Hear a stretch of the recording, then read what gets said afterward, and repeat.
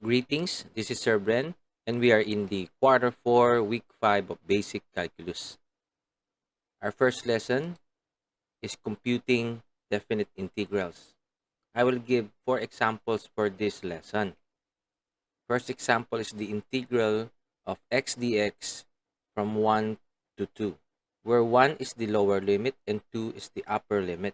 We will start by solving this by getting the integral of x where its exponent is 1 plus 1,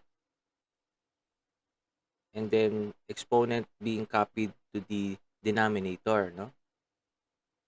And then we add plus c.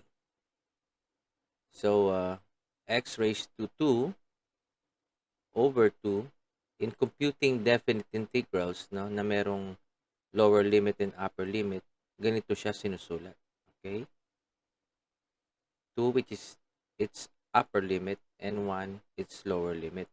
And then, we substitute the upper limit, ito muna, no, upper limit na 2, to the variable x.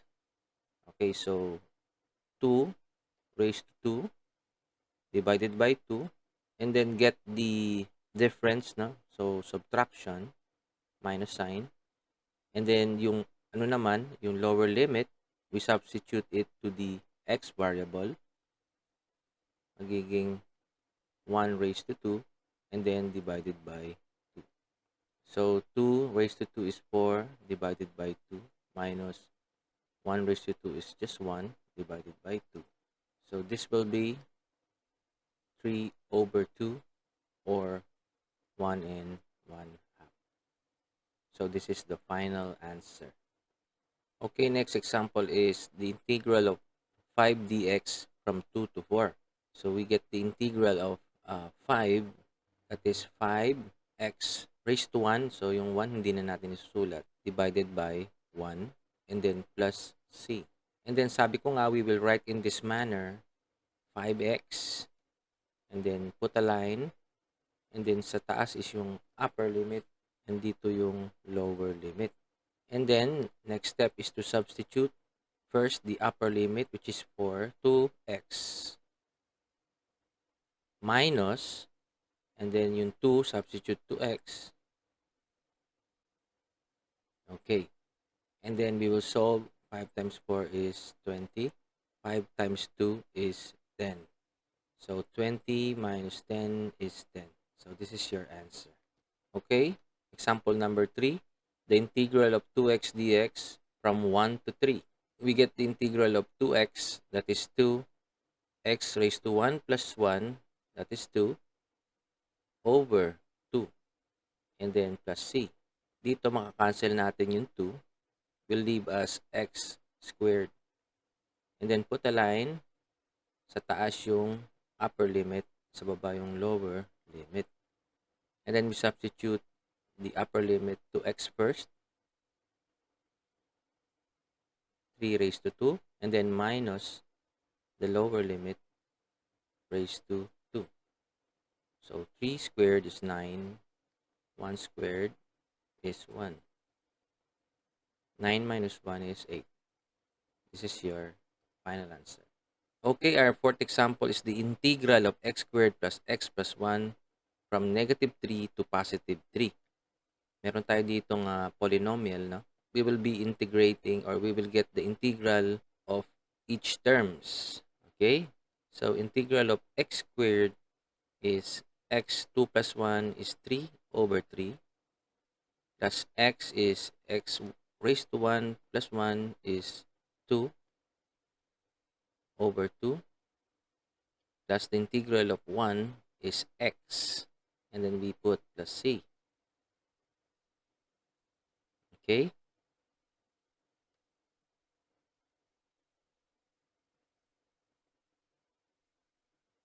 And then we rewrite it in this manner. We substitute first the upper limit to these terms, no?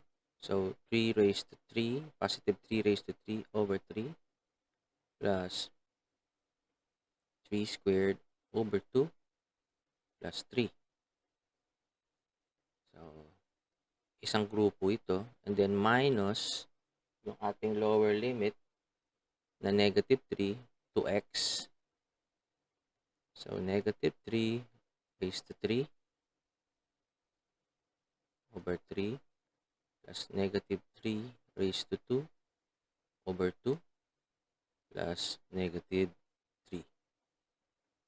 Okay, so we solve 3 raised to 3 divided by 3 is 9. This is 9 over 2 plus 3. Okay, so sa right side, this is negative 9. So this is positive 9 over 2 and minus 3. Magiging, this one is 9 times 2, 18 plus 9 plus 2 times 3 is 6 over 2. Dito naman, ganun din, no? So we have 2 as our denominator. So 2 times negative 9 is negative 18. Then copy plus 9. And 2 times negative 3 is negative 6. So dito, sa kaliwa is 33 over 2 minus sa kanan naman is negative 15 over 2. Negative times negative will becomes positive. So this is 33 over 2, magiging positive to, no? Plus 15 over 2 will give us 48 over 2 or 24. So this is our final answer. Okay, our next lesson is computing definite integrals using U substitution. When we say U substitution, it takes the form of this one, no? We have the integral of f, small f, g of x, which is a nested function, yung g of x, no? Times the g prime of x dx. So, this one is the integral of f of u at ito naman yung du. Okay, to better understand this, I will give you examples. The integral of x plus 1 raised to 3 dx. So, mapapansin nyo class, no? This is not just a ordinary function. Meron siyang nested function na x plus 1. Kasi kung ano lang yan, no? X raised to 3 dx. So, kung kinuha natin integral niyan is x 3 plus 1 is 4 over 4 plus c, di ba? Pero itong x na to, ito siya, nung x plus 1. So, ibig sabihin, meron siyang function sa loob ng function. So, that is why we will be using U substitution. Okay. So, ang U natin dito, itong x plus 1. Okay. So, U will be x plus 1. U is equals to x plus 1. And then, next is to get du. No? Sabi nga natin, we will get the first derivative. Okay. The derivative of x is just 1. No? Hindi na natin susulat. And then, the derivative of plus 1 is 0. So, 1 dx or dx. So, ibig sabihin, du is equals to dx. Okay, so we will proceed. So, ito palang integral na to, no? We will be rewriting it. So, yung x plus 1 is u, no? So, u raised to 3. And the dx na nakuha natin dito is just du. Okay, now we get the integral of u raised to 3 du. Okay? So, that is u. 3 plus 1 is 4 over 4 plus c. And then, we substitute again the value of u, which is x plus 1 to this one, no? Sa nakuha natin. Okay, so ibig sabihin, the final answer will be x plus 1 raised to 4 over 4 plus c. Okay? And then, kung meron tong lower limit, let's say we have a lower limit of 1, upper limit of 2, of the integral of x plus 1 raised to 3 dx, dito na tayo magsisimula, no? We will be substituting yung first the upper limit to x and minus yung lower limit to x to get the final answer. So, yun yung magiging example natin sa susunod, no?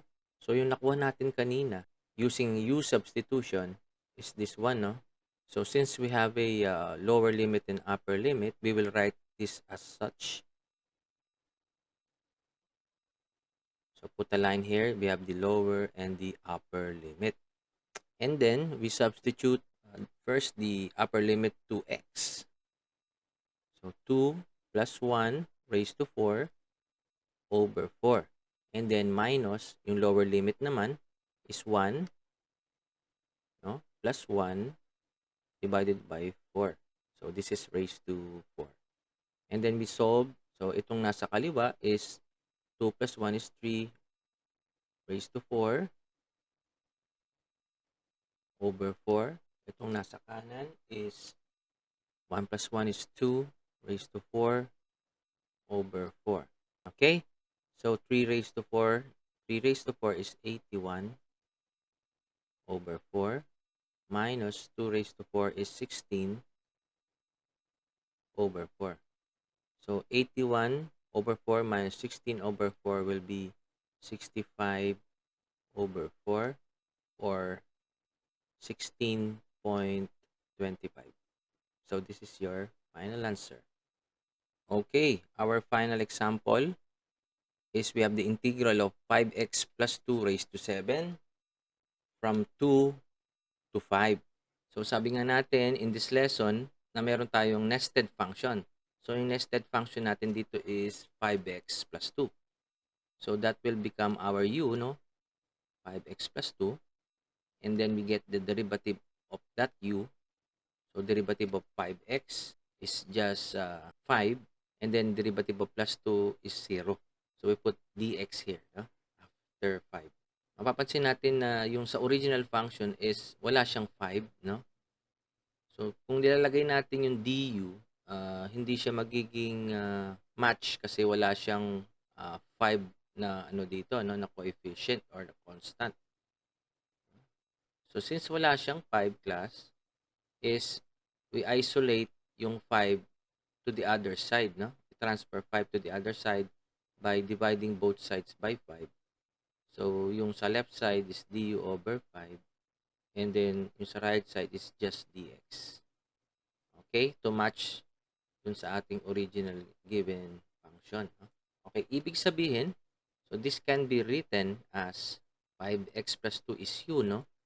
Raised to 7. And yung dx natin is du over 5. Okay? This can also be written as meron tayong constant dito na 1 over 5. Ang papansin nyo dito sa du over 5, this is the same as 1 over 5 times du. No? And then we have a u raised to 7. When we get the integral of this one, ilalabas natin yung kanyang constant. 1 over 5 na nilabas natin. And then the integral of u raised to 7 du. This will be 1 over 5 times u. 7 plus 1 is 8 over 8 plus c. Or this is 1 times u raised to 8 is u raised to 8 divided by 5 times 8, no, is 40 plus c. Okay, so hindi na natin muna isusulat yung c, and then we will put a line here and then the lower limit and the upper limit. So we substitute back yung value ng u, which is 5x plus 2. So we have 5x plus 2 raised to 8 over 40 from 2 to 5. Okay? And then, sabi nga natin yung ano muna, upper limit, which is 5, dun sa x. So, 5 times 5 plus 2 raised to 8 over 40. And then, yung lower limit, minus. So, 5, and then, yung x, yung 2 to x, no? Plus 2 raised to 8 over 40. Okay? So, we solve first this one, yun sa kaliwa. This will be 5 times 5 plus 2 is 27 raised to 8 over 40. Okay? So ito naman, 5 times 2 is 10 plus 2 is 12 raised to 8 over 40. So we will use calculator, no? Ang magiging answer nito will be 7,49,988,870. Okay? So this will be our final answer. Thank you very much for listening and hope you have learned from this lesson. This is Sir Bren. Don't forget to subscribe to my channel and like this video. I will see you soon and take care and God bless you guys.